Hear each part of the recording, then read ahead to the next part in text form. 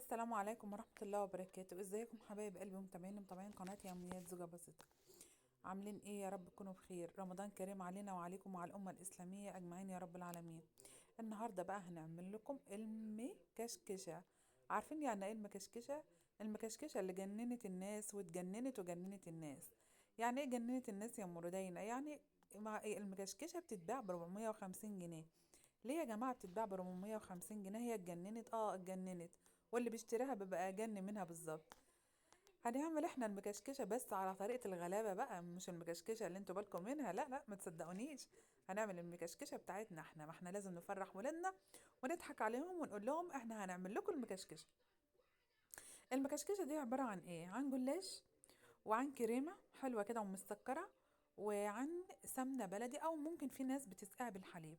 اتعمل الجمال ده كله والحلويات دي كلها والشكل الجميل الرائع اللي انتوا شايفينه ده اتعمل ازاي. يلا بينا هنقول لكم على الطريقة الحلوة المدلعة بتاعتنا يعني. أنا كان عندي لفة جلاش رميها كده في الفريزر بقالي دلوقتي يجي شهر.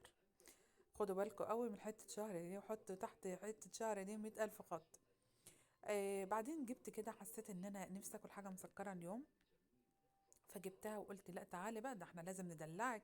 مش معنى ان احنا راميينك في المطبخ بقالنا كام شهر او بقالك شهر في الفريزر ان احنا ما ندلعكش. لا، ده احنا هندلعك وهنخليك مكشكشه. ام 450 جنيه اللي زي ما قلت لكم اتجننت وجننت الناس. طيب هنعمل ايه بقى؟ معانا هنا ورقه جلاش. الجلاش ده كانت لفه جلاش. الجلاش ده كان معمول في مخبز او معمول في الفرن، في الفرن يعني. يعني مش اللي هو جاي شركات يعني. تتلاقوا الورقه بتاعته كده ما شاء الله سميكه ومتحمله وعريضه، وفي نفس الوقت تحس ان هي بتفرد معاكي او وبتديك قوام حلو يعني. مش رقيقه قوي كده زي اللي هي بتاعه الشركات. بصراحه انا بحب الجلاش اللي هو بيتعمل في الفرن او المخابز، بيبقى جميل جدا، بيبقى حاجه واو. جبتهم كده وفردتهم وقلت اما اعمل معاكم المهلبيه. عملت معاكم المهلبيه بايه بقى؟ ركزوا معايا. جبت هنا كان عندي لبن، على لبن بودرة، ما كانش عندي لبن حليب خالص، اللي هو الحليب السايب ده، لا ما كانش عندي. جبته حطيته وقمت حاطه عليه حوالي 4 معالق من النشا. تمام كده. معلش المقطع بقى بتاع اللي انا حطيت عليه بقية المكونات مش عارفة هو راح فين بصراحة يعني. المهم، حطيت عليه ايه بقى؟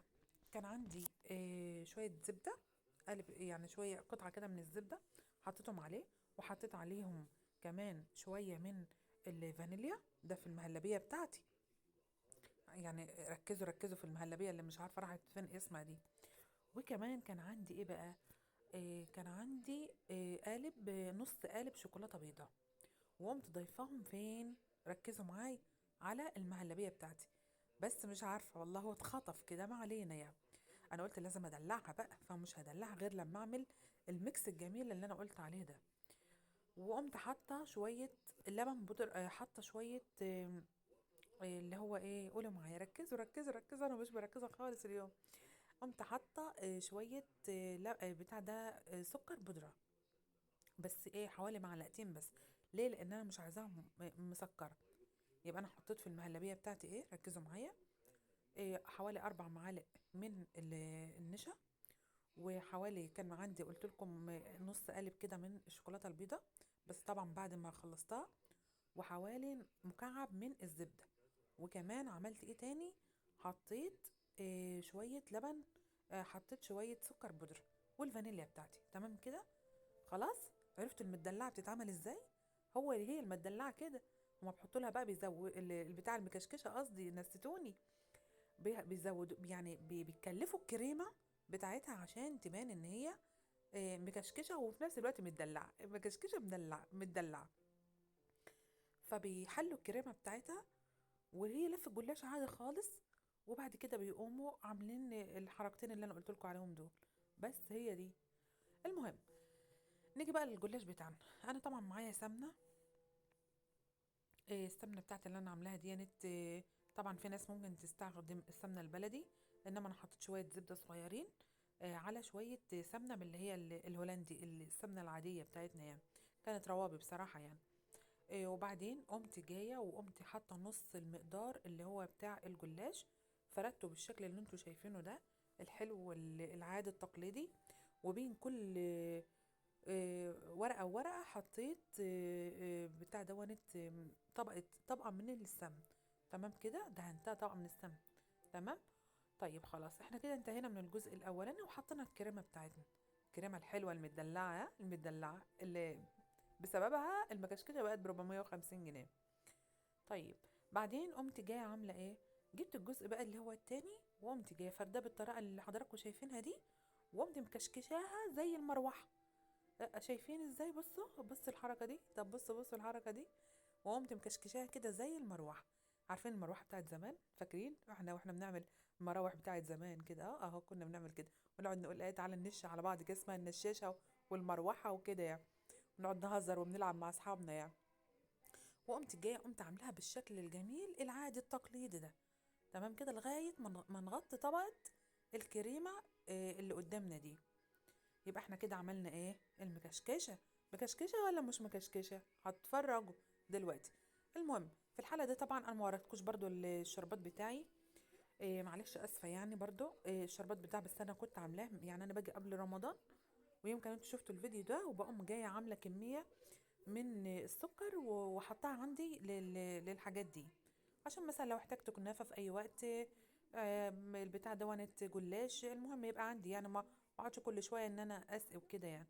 المهم لو انت هتعملي يعني، ممكن تعملي كوبايتين من السكر وكوبايتين من المية، وهنضيف عليهم عصرة ليمونة، وبعد ما بتخرج بشوية كده نحط لهم عايزة بقى تحطي شوية مية زهر، او عايزة تحطي الفانيليا بتاعتك، يبقى اي نكهه انت بتحبيها تضيفيها تحطها على الشربات بتاعك مع مع معلقه سمنه بلدي. تمام. انا كده خلصت الوش الاول بتاع المكشكش اهو. شايفين الجمال؟ شايفين الحركات؟ هنبتدي بقى نسقيها بالسمنه اللي هي الزبده. انا قلت لكم ان دي كانت عندي كان شويه زبده مع اللي هي السمنه الروابي. تمام. انما في ناس طبعا يعني عشان هي متدلعه ومكشكشه بقى، بيسقوها سمنه بلدي خالص. يا سلام، سيدي يا سيدي على الجمال. هبتدي بقى اسقاها كده بالسمن، او ادهنها كده عشان ما تبقاش جنب وجنب يعني، او مكان ومكان. وبعد كده بنحطها في الفرن على درجة حرارة متوسطة خالص، تاخد وتدي مع نفسها كده، وبتطلع لنا بالمنظر ده. ها، مكشكشة ولا مش مكشكشة يا متعلمين يا بتوع المدارس؟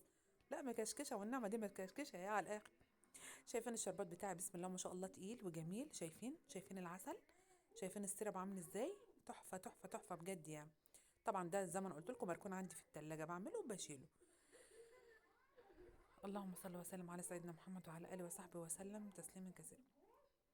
انا بقى هنا سقيتها كده بالجمال والحلويات دي، ولازم تسيبها تهدى، بس انا بصراحه قطعتها عشان اوريكم يعني، هي لازم بتهدى، وانا قطعتها عشان تشوفوا شكلها عامل ازاي. في ناس بقى بتسقيها مج كده لبن. المج ده بتسقيه لبن. انا فضلت اسقيه شربات لبن. ازاي؟ بيقوموا جايبين اللبن ده شويه، لبن عادي اللي هو اللبن بتاع السايب بتاعنا ده، ويقوموا جايين حاطين فيه معلقه سكر بودره، ومعاه فانيليا، شويه فانيليا، وخلاص. ويقوموا جايين بقى وعاملين ساقيين الجلاش. دي طريقه جميله برضو يعني، هي المكشكشه الحقيقيه الاصليه بتتعمل كده، بتتسقى باللبن، ما بتتسقاش بالشربات. تمام. بس انا بقى بفضل عشان ما تبقاش تقيله قوي ودسمه، وخصوصا ان احنا عاملين مهلبيه يعني، والمهلبيه بتاعتنا متكلفه، ها متكلفه. فقلت لا، كفايه حاجه واحده فيها لبن. انا حابه حاجه تبقى خفيفه كده يعني لا كده ولا كده. حاولت ان انا اقطعها، طبعا كانت بتطرقع. عارفين يعني ايه بتطرقع؟ ده جلاش يا جماعه، جلاش، فبالتالي لازم يطرقع كده ويخرفش كده وهو بتقطع يعني.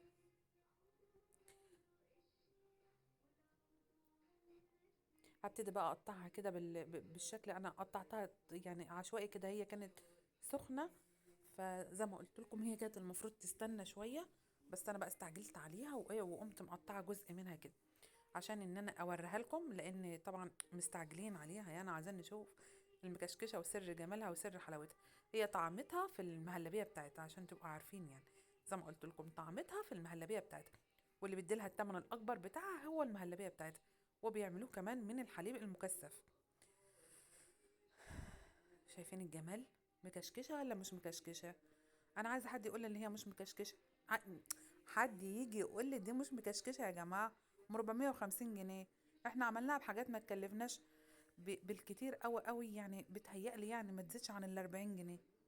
يعني وخصوصا الحاجات عندك، يعني لو الحاجات عندك يا دوب مش هتكلفك حاجة، هي لو عندك مش